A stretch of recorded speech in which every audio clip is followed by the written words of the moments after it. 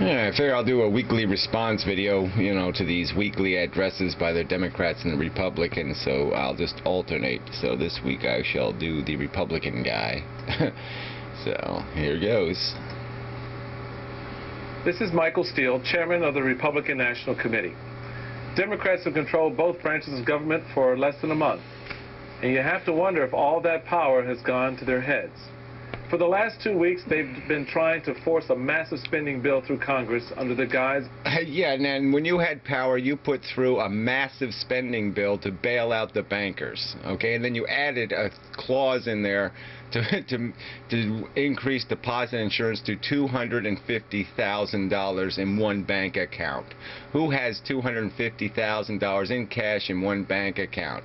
So who are you protecting there? American people or the richest people on earth? All right, where did that bailout money go? ...of economic relief.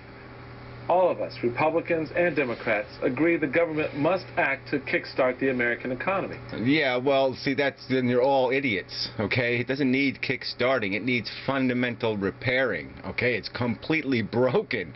The economy is dead, all right? The money's gone around in all of its little circles and gotten all ripped and torn to shreds. The whole thing it has no foundation anymore. It needs to be re-cemented at the base. American families are doing their best to balance their own budgets and pay their mortgages. The fastest way to help those families is by letting them keep more of the money they earn. Yeah, that's just the classic Republican line. Whenever they say this keep more of your money stuff, they just mean the rich keep more of their money. All right, they're not talking about regular people, okay? It's just the same old jargon. Individual empowerment. That's how you stimulate the economy. But the Democrats have... Yeah, unregulated wealth consolidation. That's how you stimulate an economy. That's how you enslave human beings. A different philosophy. Instead of leaving money in the family checkbook, they want to send it to Washington, run it through a slow and inefficient government, and hope that does some good. Yeah, government mostly made up of people making salaries, reasonable, most of them reasonable salaries. I don't know what the average government employee salary is, but it's probably not, more than $65,000 or whatever. So instead of going to the CEOs of Boeing and Raytheon and all the defense contractors, that's what offends you. The money doesn't get to go through the rich people first. It goes through it goes from the bottom up. You hate that bottom up stuff. Families keep the money. They spend it, save it, or invest it. And the private sector... Yeah, and the same thing happens when government spends the money, and it's how it spends it's the key point. All right, whether it spends it on a human being working or whether it spends it on a CEO flying around in his private jet. Economy benefits when families and businesses buy consumer goods or invest it for the future. Or squirrel it away in some Swiss bank account, right? Yeah, that does us a lot of good. Let's borrow some money so the rich can put our money in a Swiss bank account. Washington spends the money. Some of it may flow into the economy, but all too often, much gets wasted. Yeah, well, it's all your definition of waste, okay? Yeah, there's certainly a lot of waste in government, all governments, local, state, and federal, because everybody has these little pet projects that somebody wants to glean some money on. But if you look at the facts, most of those projects are created by some entrepreneur, okay, who's connected, who says, yeah, I'm running a silly business and I would like you to give us some money so we can do some silly things, all right? And some portion of the money will go to employees who are going to whatever, polish lampposts or whatever the project is, all right? But it's a small percentage, actually, of the whole budget, this pork crap. So you can whine and complain about it, but well, I'll go on. Democrats in Congress want a $1 trillion spending bill. You've heard about the pork barrel programs they want to fund. $45 million for ATV trails and removal of fish passage barriers is one that caught my eye.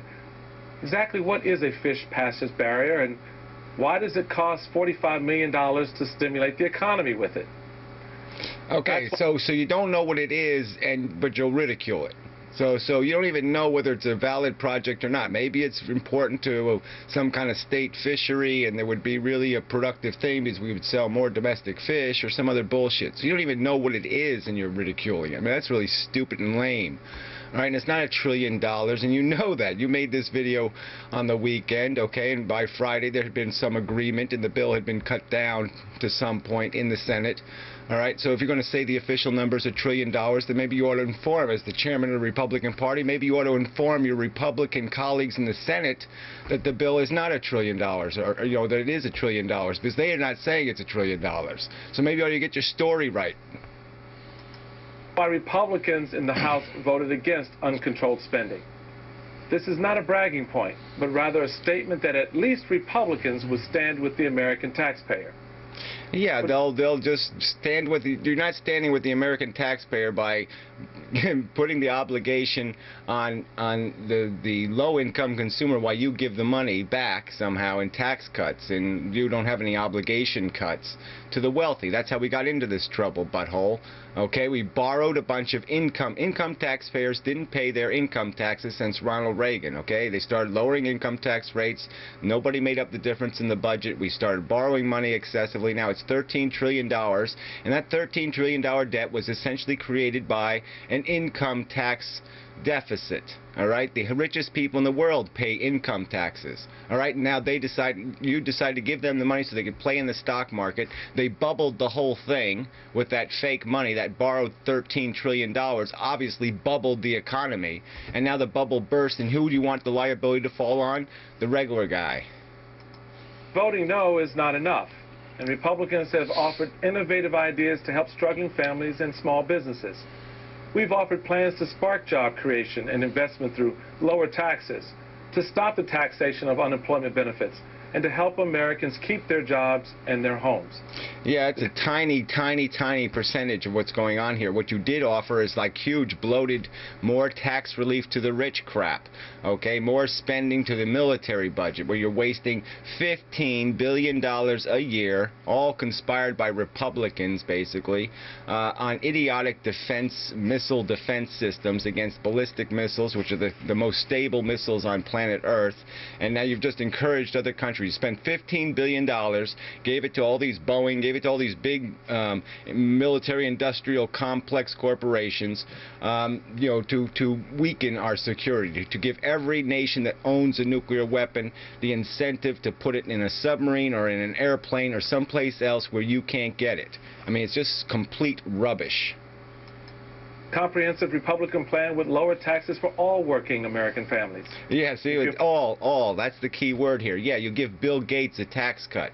We're in a crisis. The economy's going to fall apart, and you're going to start giving tax cuts to million and billionaires.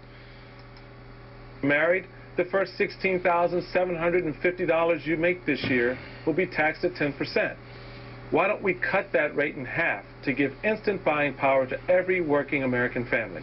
Yeah, well, why this family thing anyway? Okay, why shouldn't it just be a worker? Why don't you go based on the worker? They're the ones paying the income tax. Whether they're married or not should be pretty irrelevant. Good ideas. Lots of them. All left out of this plan by the Democrats in Congress. Yeah, well, this plan is a piece of crap, and you Republicans just make it a bigger piece of crap. Okay, that's all. You just want to make it a bigger piece of crap.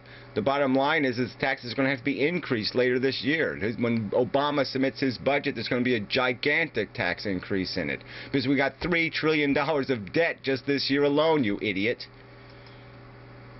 Republicans stand ready to work with reasonable Democrats to do what is right for America. Yeah, not pay the bills and give the money to the rich. We got your rightness. We've seen it. We just saw it in this last bailout bill. All that money is going to rich people. It's not going to any Americans. It will take more than bipartisan words from the president.